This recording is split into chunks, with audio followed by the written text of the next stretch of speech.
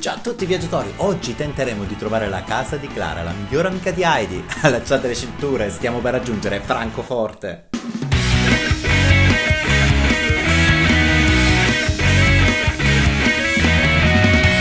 Raggiungere Francoforte è davvero molto semplice. La natura cosmopolita della città la rende facilmente raggiungibile, visto anche la miriade di collegamenti che ha con le altre città. Ma andiamo a scoprire perché visitare Francoforte. Giunti nella regione dell'Assia, avendo affittato un'auto o decidendo anche di muoversi col treno, sarà possibile fare un percorso che oltre Francoforte ci farà scoprire anche Koblenz e Treviri. Quindi rimanete collegati e non perdetevi il video.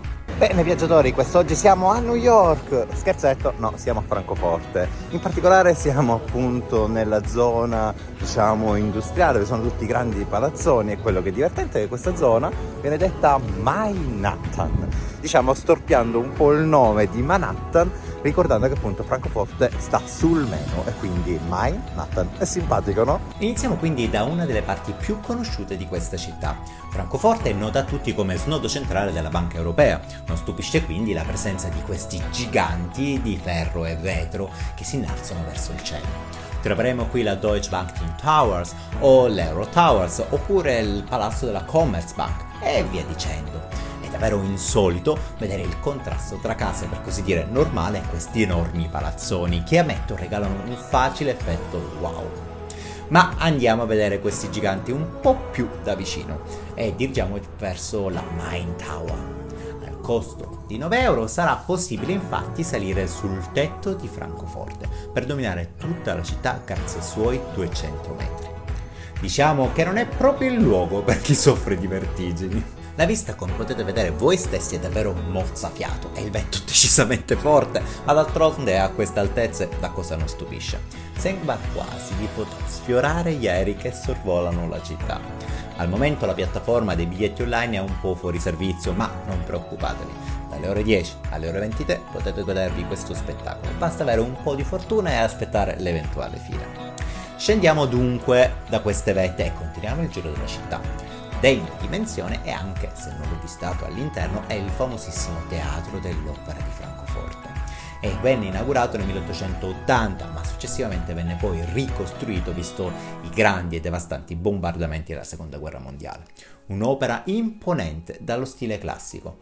Oggi non è più usato solo come teatro dell'opera, ma anche per concerti di altra natura. Mi ricorda un po' il Teatro Massimo di Palermo. Voi che ne dite? Vi linko sopra il video. Dirigiamoci adesso verso il cuore commerciale di Francoforte. La prossima tappa è il Flemings Hotel, dove sarà possibile vedere l'ascensore Paternoster.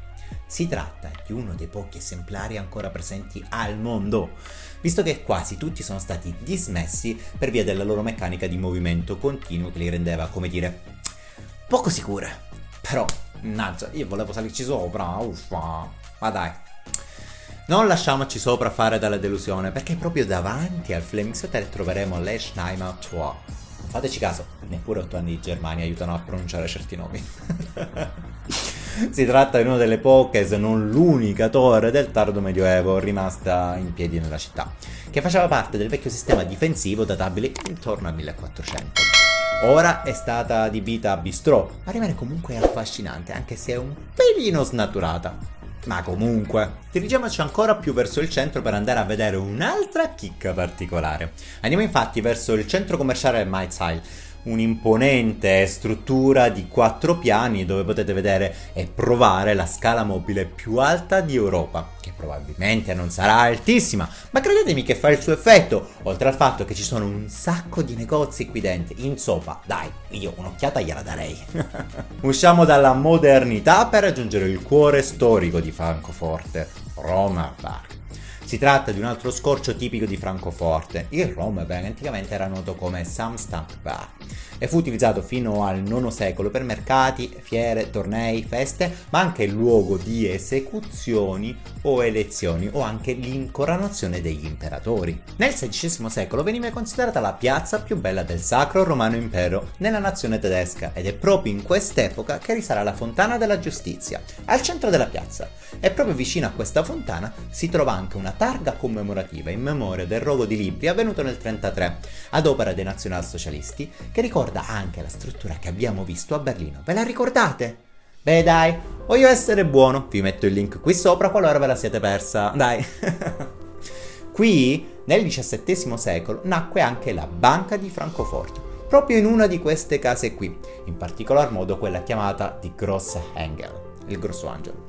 Purtroppo questa piazza nel 1944 venne quasi completamente distrutta, ma nel 1986 vennero magistralmente ricostruite regalandoci quest'oggi questo tripudio di colori. Prima di continuare voglio farvi notare una piccola pasticceria dove potrete trovare la torta tipica di Francoforte, la Frankfurtkranz, un dolce fatto di pan di Spagna, crema di burro e marmellata di ciliegia, una goduria strepitosa. Fateci un salto, ne vale la pena. Dopo la piccola pausa dolce dirigiamoci verso il Duomo di Francoforte che si scorge dietro le casette a traliccio. Di classica matrice gotica, la struttura originaria risale al 200 ed al 400, tuttavia, a causa di un incendio venne fatto un primo rifacimento nel 1857 e poi successivamente, dopo i devastanti bombardamenti del 1944, venne nuovamente ricostruita. Insomma, poveretto non ebbe tanta pace, tuttavia è un luogo davvero eccezionale dove è possibile ammirare grandissime opere lignee, dipinte e sculture. Lasciamo il sacro per avvicinarci per così dire al profano e quindi avviciniamoci al fiume Meno.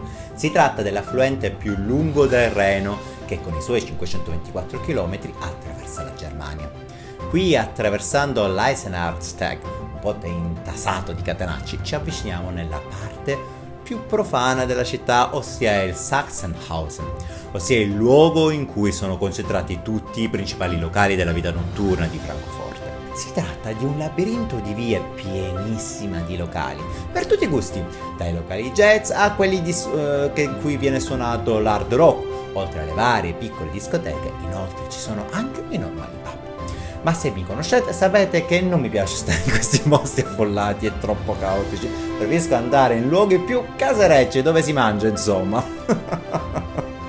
Quindi concludiamo il nostro giro in un locale storico, o quantomeno si presenta come tale, ma non è ben chiaro quando sia stato fondato. Giuro ho cercato, ma non ho trovato nulla di particolare. La struttura ha la classica forma di vecchia Gasthaus tedesca e quindi potete trovare tutti i svariati piatti della cucina tedesca, tutti magistralmente cucinati, così come anche il famosissimo Apfelwein di Francoforte. Ma quel che è divertente di questo adorabile locale è la leggenda che legge intorno al personaggio a cui è dedicata la locanda, la Frau Rauscher. Ma credo che questa storia devo raccontarvela in un altro video, perché credo sia venuto il tempo di salutarci. Non si sapeva se andare eventualmente al Palm Garden o fare qualcos'altro. Beh, qui le palme non mancano di certo e abbiamo deciso di andare alle saune. Purtroppo non posso farvi venire con me, ma vi prometto che mi divertirò tantissimo. Purtroppo le suddette terme si sono rivelate sinceramente poco più di una piscina al coperto, ma quel che è peggio è che era strapiena di bambini urlanti. Avete presente le scene che solitamente vedete al mare? Ecco, immaginate in uno spazio molto più piccolo, un incubo. Ma per fortuna la zona naturista era decisamente più rilassante, tuttavia non posso mostrarvela. Beh, capite perché non ho potuto fare delle immagini, no? Bene viaggiatori, il video è terminato e come sempre qui sotto troverete tutti i miei contatti. Vi ricordo che questo itinerario sarà diviso in 3 video, quindi iscrivetevi al canale per non perdervi la continuazione. Ma un momento, aspettate, manca ancora una cosa, stavo dimenticando di mostrarvi una cosa fighissima, cioè, guardate qui, si tratta della fermata di Bochenheimwarten, davvero particolare. Si tratta dell'opera di Peter Pininski, creata nel 1986, opera ideata per cercare di rendere le metropolitane un po' più simpatiche ai cittadini che all'epoca erano preoccupati dalla grande espansione delle metropolitane e di tutti, diciamo, i lavori in corso e stavano per ribellarsi. Non è una figata? Sembra che sia passato Hulk e che abbia dato un cazzotto al tram. Bene, ora è davvero tutto, ci vediamo al prossimo video, ciao!